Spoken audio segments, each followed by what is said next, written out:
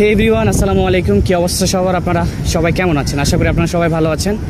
তো এই ভিডিওটি খুবই ডিমান্ডফুল একটা ভিডিও। আপনারা অনেকেই আমাকে রিকোয়েস্ট করেছিলেন যে ভাই আপনাদের ভাইভা এক্সপিরিয়েন্স এবং আপনাদের এক্সাম এক্সপিরিয়েন্স নিয়ে একটা ভিডিও বানান।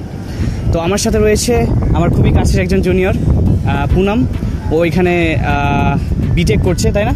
বিটেক করছে ও গতবারে 2023-24 শিক্ষাবর্ষে চট্টগ্রাম হাই কমিশনের আন্ডারে এক্সাম দিয়ে গতবারে আইসিসি স্কলারশিপ পেয়ে এখানে এসেছে আমাদের ইউনিভার্সিটিতে। আমি এসেছি 2022-23 শিক্ষাবর্ষে, আপনারা অনেকেই জানেন। তো ও আসলে ওর এক্সপিরিয়েন্সটা এখানে শেয়ার করবে।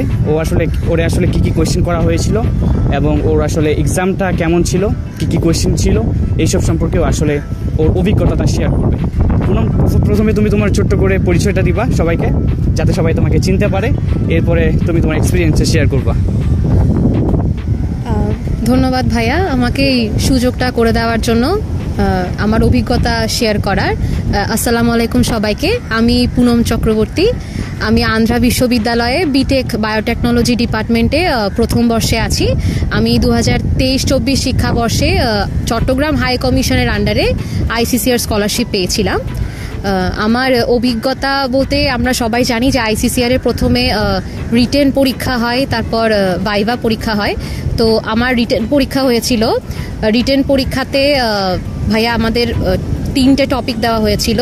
আমাদের সময় ছিল 30 মিনিটের, আর মার্কস ছিল 15 মার্কস। আর ওই এসে লিখতে হয়েছিল আমাদেরকে 3টে টপিক থেকে যে কোনো একটা পছন্দনীয় টপিক নিয়ে। প্রথম টপিক ছিল বঙ্গবন্ধু এবং সোনার বাংলা নিয়ে, যে সোনার বাংলা যে স্বপ্ন দেখেছিলেন সেটা কতটুকু বাস্তবায়ন হয়েছে এই বিষয়ে। সেকেন্ড টপিক ছিল ভারত এবং বাংলাদেশের মধ্যকার সম্ভাবনা এবং চ্যালেঞ্জ সম্পর্কে। আর থার্ড টপিক ছিল রবীন্দ্রসঙ্গীত। আর আমি সেকেন্ড টপিক নিয়ে লিখেছিলাম বাংলাদেশ এবং ভারতের ব্যাপারে। এরপরে যদি বলতা যে তোমার ভাইভা এক্সপিরিয়েন্স কেমন ছিল, কত মিনিট ছিল, বা কী ধরনের কোয়েশ্চেন তোমাকে করা হয়েছিল? ভাইয়া প্রথমে আমি রিটেন পরীক্ষার প্রায় সপ্তাহখানেক পরে আমাদের ভাইভা পরীক্ষাটা হয়। আমার ভাইভা মিনিট অলমোস্ট 9 থেকে 10 মিনিটের একটা ভাইভা হয়েছিল। শুধু কমিশনার স্যারই ছিলেন ভাইভা রুমে।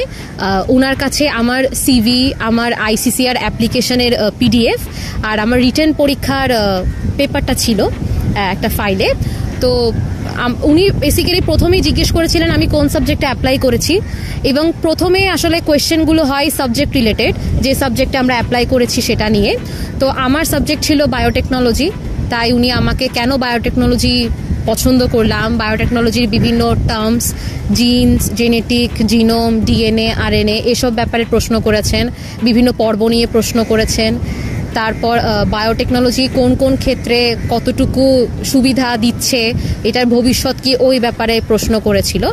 আর এছাড়াও সাবজেক্ট রিলেটেডের পাশাপাশি কিছু বেসিক প্রশ্ন করে, উপস্থিত দক্ষতা কার কেমন ওটা হয়তো যাচাই করার জন্য।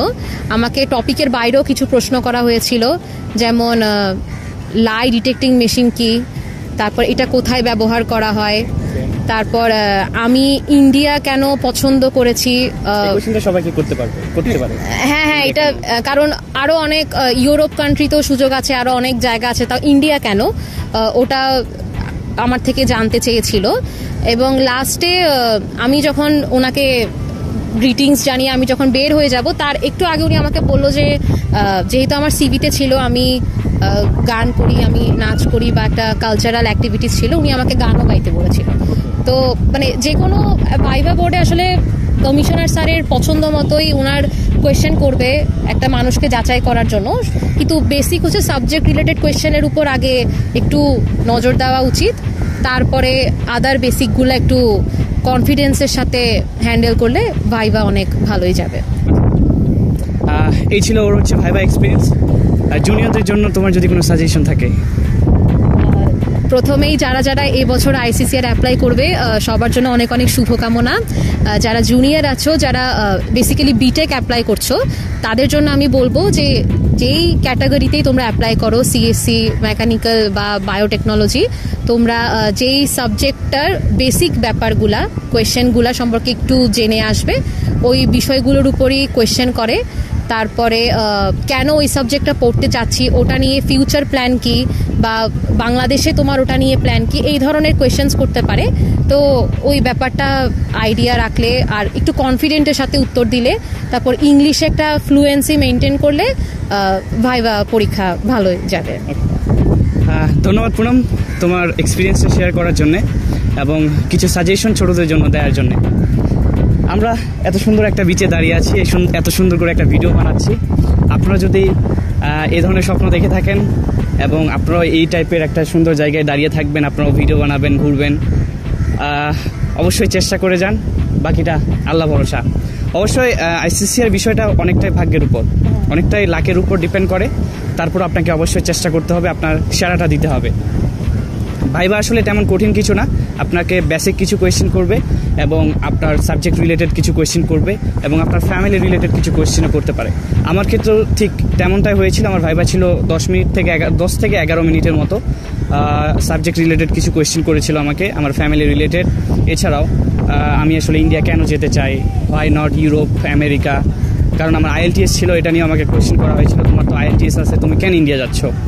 তো এই সব বেসিক কোয়েশ্চেনগুলো আপনাকে করবে আর আপনি জাস্ট চেষ্টা করবেন মুখে একটা স্মাইলিং ফেস নিয়ে কনফিডেন্টলি সবগুলো অ্যান্সার দেওয়ার, এবং এটা একটা পজিটিভ ইম্প্যাক্ট ফেলে আপনার ভাইবার মধ্যে। তো সবার জন্যই রইল শুভকামনা। আশা করি আপনারা পারবেন আপনার স্বপ্নকে ছুঁয়ে দেখতে। আজকে এই পর্যন্তই, দেখা হবে আবারও নতুন একটি ভিডিওতে। আল্লাহ হাফেজ।